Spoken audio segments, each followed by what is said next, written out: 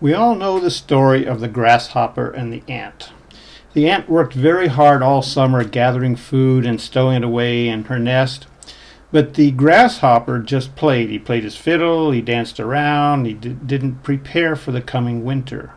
When winter did come and it was cold outside, the grasshopper went and knocked on the door of the ant's house and asked for food.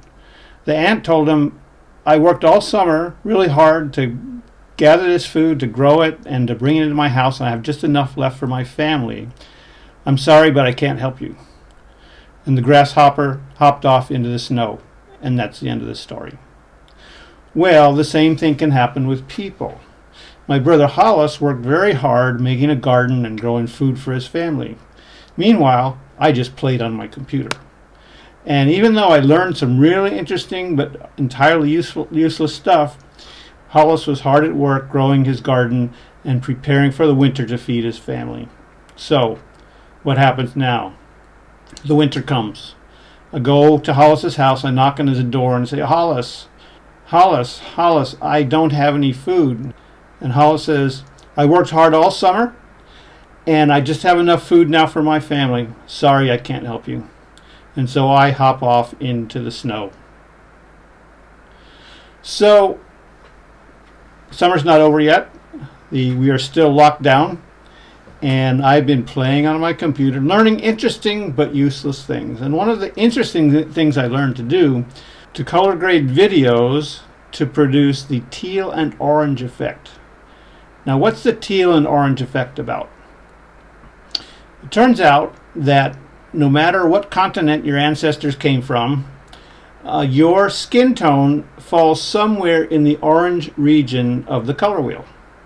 It may be that it's less saturated than your next door neighbor's is, or it may be more saturated. But in any event, orange is the color of our skin, and so all skin tones center on orange. The idea of the color wheel is that on the opposite side of the color wheel are what we call complementary colors. And when complementary colors are laid down next to each other, you get a nice, pleasant effect. An unpleasant effect might be red and blue together. They're not complementary, they don't complement each other, and it's not good.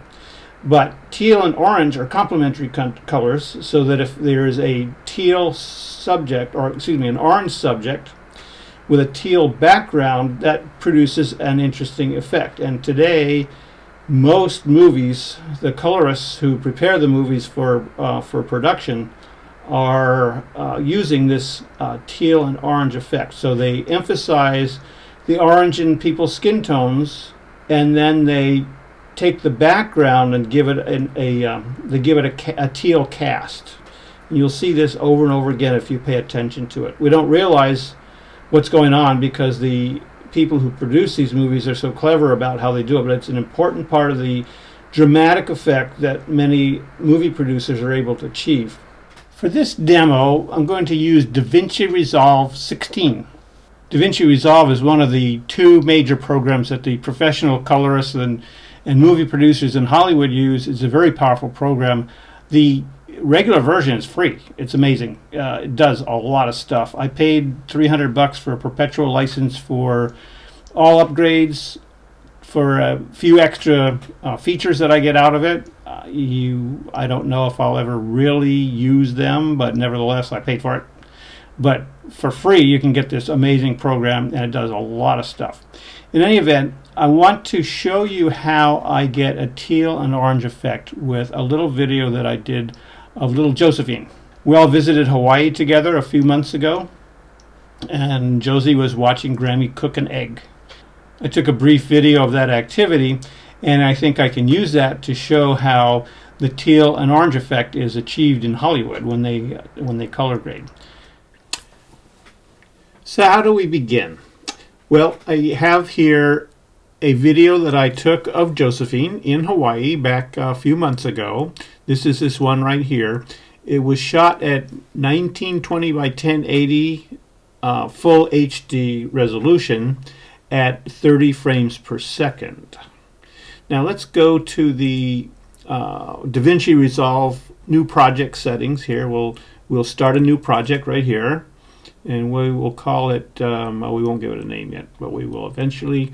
We want to begin by setting the parameters for this particular project, and you'll see I'm starting out here 1920 by 1080 as the resolution, and in this case we are at 24. We want to go to 29.97 would be, and we have to import the video into the project. And so we'll go back here and we'll take the video we want to edit, and we're going to put it into the media pool. So now that it's in the media pool, we can take it down, put it here in the timeline. And timeline's where we're going to do most of our work, at least from actually the color pages we're going to do most of our work. So here we have the video set up. It's got, we need to make it so we can mute it. Okay, so it's muted, and so we won't have to worry about the audio. We're not going to use audio. And the, and then where are we here? Yeah. And so we can click here and watch the, where are we going here? Oh no, over here. You can watch the video proceed. That's what it looks like in the original. And we can make that a little bit easier to see that way, and we can bring this down here more and give more room to see it there. And that's what the video, that's our starting point. That's our video right there. And what we want to do is work on the colors so that so we can get this teal and orange effect that we're looking for. And one of the things that they say you should do is look for what they call the hero frame. It's the frame where you can best see everything you want to work with, that will hopefully proceed throughout the whole clip. We're not going to use this whole clip. We're going to use parts of it. And then we're going to edit the color. So on the bottom here we have several pages. The first page here is to deal with our media that we're going to be working with. It could be video in this case. You could also throw in some audio and some multiple video clips and so forth, and some transitions. But here's where we're going to do the editing. We're going to say where we start and where we end. So we'll start here. We'll go about this far here. This is probably a good starting place right there. So what I want to do is I want to we want to cut off the beginning. So I'm going to use this razor blade here, and I'm going to cut off the beginning. And it's cut off. I'm going to get my arrow guy back, click on that. I'll hit the delete key, and it's gone. So now this is where we start. And I'm only going to want to go so far into this, and let's get to the place where we want to end. And we want to end right there. That's going to be the end. So I got a hotkey also. It's Command B. That will also do the cut. I don't have to play with the razor blade guy there. And I'm going to knock off the end of it. So this is the part we're going to be working with. And now we have to find the hero frame. And I think that looks like, and I can use my arrow keys to kind of advance through the video here. And so I'm going to call, no, not that one. Let's find the hero frame. That looks like it right there. We now move from the edit page down here over to the color page. In the color page, you see we have our editing window here. These are where the nodes go. This is a first node, and our color corrections all appear in here, and they add or they subtract or they affect each other. And we'll get into how those work. Then we have what are called the color wheels. We can change the saturation and luminosity of the different color channels. We have red, green, and blue. The reason we have those colors is because your eyes see three colors, red, green, and blue. And then when your eye passes those colors to your brain turns those colors, the mix of those colors, into a zillion other different beautiful colors that you see when you look at something that is very colorful. We also have some other tools here that you don't see that we'll get into. But first we'll want to look at what we can do with this video of Josie. We want to make it into something that's more dramatic.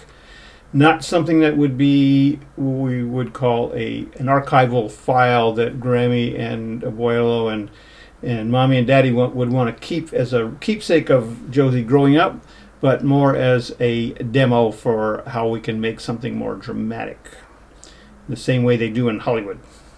Now what happens here is we need to adjust in this node, the first node that we're going to put on. Let's put on a second node just to liven things up here. So there's a second node that we'll be using later. But in the first node, I'm going to highlight that. The first node, we're going to put our first color corrections in. And we want to know that the white balance is good. So here's a white balance tool right here. And we click on something that's supposed to be white, go like that. Sort of a non-scientific way of thinking about that is all the other colors balance around the white properly. So it corrects all the colors in the scene.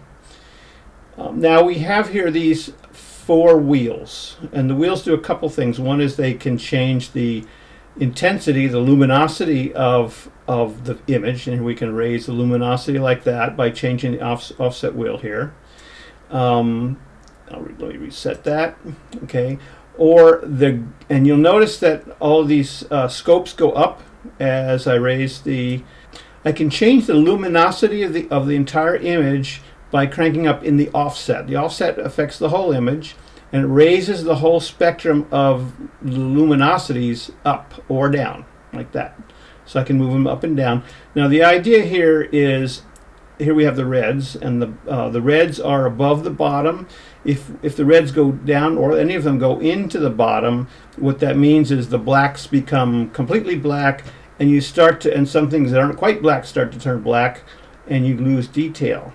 On the other hand, if things go too high, you start and everything gets bright, and you notice you're blowing everything out. So you don't want that either. Now, so what we want to do is we want to selectively change the different parts of the image. Now, notice here, this is the reds here, and let's go find Grammy, where she's wearing a very red top. There we go. Okay, and it's the area where it's red is also very light. So you see, the right-hand side of the chart are the light pixels, the pixels with the most luminosity, and you can see there's lots and lots of red on the light inside, and that's Grammy's top right there. And there are other things in the image that would influence these other scopes. So what we want to do is we want to selectively affect both the lights, the highlights, and the shadows. So the gain here affects the highlights. So we go up like this. We want for starters, starting out, we want the scopes to just touch the top. So once you go above that, you start to blow out the highlights. You don't want that. So you want to retain the details. Now then we go to the lift, and the lift affects the blacks, the darks. So if we go down too far, there's a lot of things that start to turn black where you lose detail. So you kind of lift this off the bottom so it's just above the bottom. And this gives us a nice start. Now the gamma in the middle here, the gain here is for the highlights, the lift is for the shadows, and the gamma is kind of for the midtones. So if I go up on the midtones start to brighten up, or we can knock them down.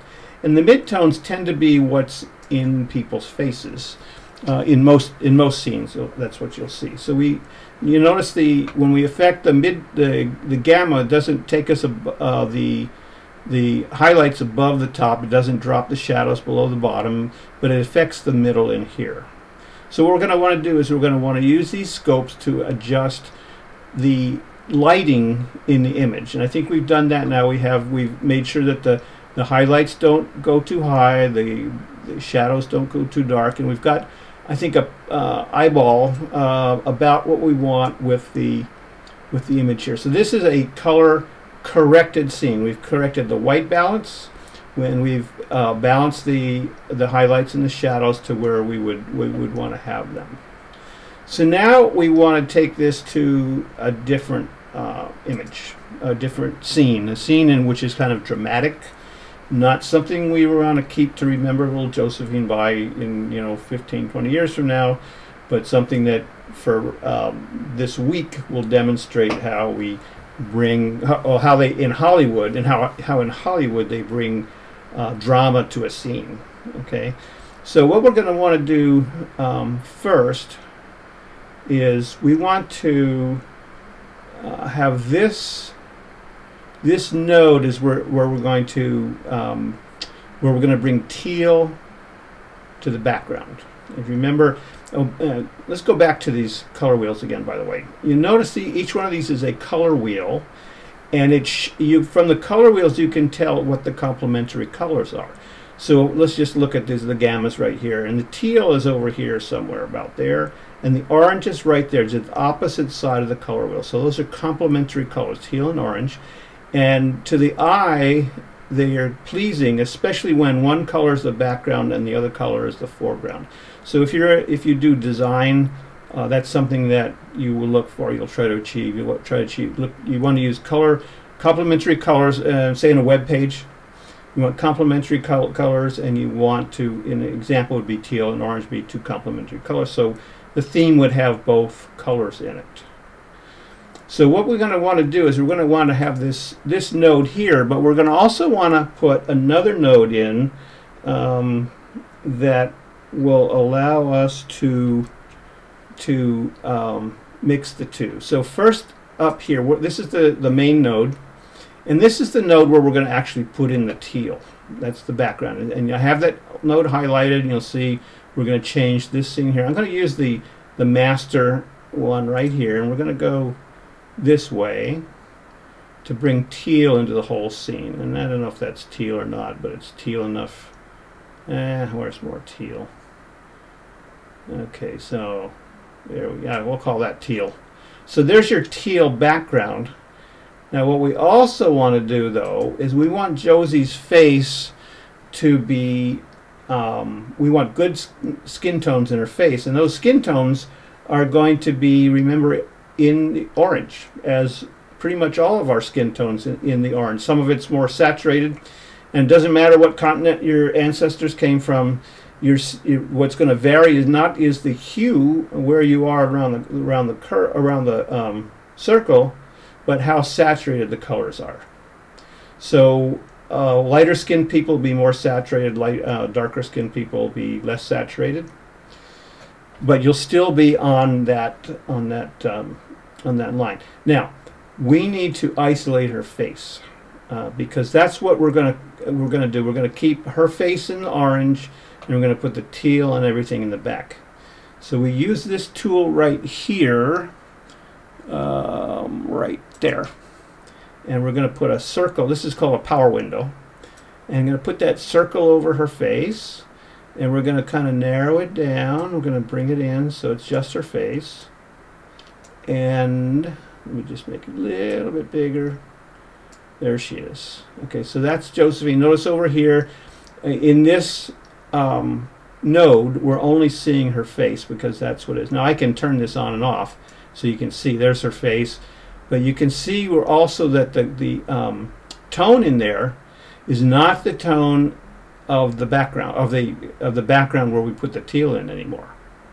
So her face has one coloration to it, and the background has a different one depending on which node. And I can go back to this node, and you'll see there she is with her. You can see her face like that. Now, what we want to do is we want to have there we go. We want to have this track her face as she moves. We don't want that to sit here. If she moves over here, we don't want it to disappear. She moves her head, that has to follow her. And we have to teach the clip to follow her with that power window. So there's a tool for that right over here. It's the tracker. So we'll turn the tracker on, and I'm going to run the tracker now. First I'll run it backwards. Okay, so it's running backwards. See, it's following her face. And now we're going to run it forward. Now, if I was doing this for real, I'd also want to catch Granny. Oops, uh-oh. We're going to lose her face. Okay, I think we might have chosen the wrong hero frame for that one. And we will... Maybe right there. Where does she move her face? Yeah. Yeah, well, let's do it right here. And if it doesn't work out, we'll pretend that it did. So we'll go back and put another power window on there. And where are our power windows? Right there. And a circle for her face. We'll put it on her face. We will make sure that we capture only her face, because otherwise, there we go. Let's make it a little bit bigger than that as we go down there. There we go. Okay, now we'll run the tracker and make sure that it tracks her face. It follows her. Oops, I hit the wrong button. Nope, that's not it. Let's put this back over her face a little bit better. Hit the wrong play thing. Okay. Now we'll hit the tracker is down here. So we'll follow her to the end. There we go. It's tracking her. Okay, now we'll back up on that. There we go. And it should track her all the way. There she goes. And okay, now it stays with her. Look at that. Okay, so we got a good track on her. So in her face, what we want is drama. And with drama, what you usually have is contrast. So we're going to run the contrast up. And also make it a little bit darker because, and let's add some saturation also. And we want things to be a little darker. So we can we can use the gamma, the midtones here. We'll make that darker. There we go. Okay, that looks kind of dramatic, doesn't it?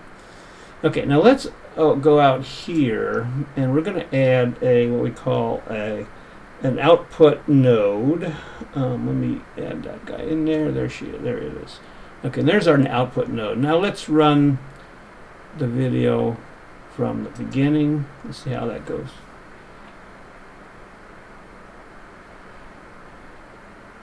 You notice the artistic way in which I captured the captured the wood in the background as part. There we have a very dramatic video, not archival, not archival footage of Josie growing up, but more something to show drama. Now, something I should have done is when I was back here, I should have feathered this more, and I could do that like this. Get more feather and make this a little bit bigger. And let's retract that. Go back and retract it. And see if that doesn't improve. Let's see, where are we here? There she is. Okay.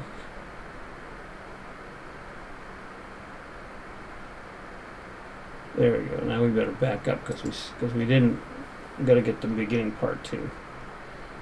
So the tracker is learning to track her face. Okay, now let's go back to our output node right there, and now we'll run the thing from the start. There we go. Okay, you can see this is obviously some kind of dramatic story of some kind. Anyway, there you have it.